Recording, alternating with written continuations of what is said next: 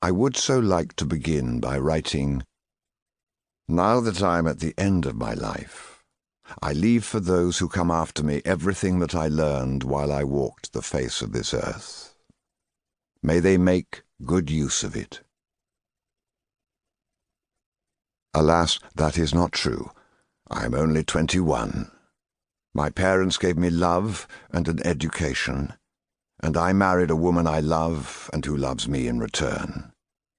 However, tomorrow, life will undertake to separate us, and we must each set off in search of our own path, our own destiny, or our own way of facing death. As far as our family is concerned, today is the 14th of July, 1099. For the family of Jacob, the childhood friend with whom I used to play in this city of Jerusalem, it is the year 4859. He always takes great pride in telling me that Judaism is a far older religion than mine. For the worthy Ibn al-Athir, who spent his life trying to record a history that is now coming to a conclusion, the year 492 is about to end. We do not agree about dates or about the best way to worship God, but in every other respect we live together in peace. A week ago, our commanders held a meeting. The French soldiers are infinitely superior and far better equipped than ours. We were given a choice, to abandon the city or fight to the death, because we will certainly be defeated. Most of us decided to stay. The Muslims are at this moment gathered in the Al-Aqsa Mosque, while the Jews choose to assemble their soldiers in Mihrab Dawood, and the Christians, who live in various different quarters, are charged with defending the southern part of the city. Outside, we can already see the siege towers built from the enemy's dismantled ships.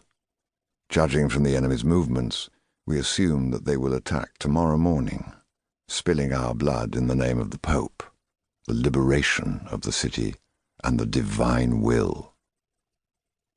This evening, in the same square where a millennium ago the Roman governor Pontius Pilate handed Jesus over to the mob to be crucified, a group of men and women of all ages went to see the Greek, whom we all know as the Copt.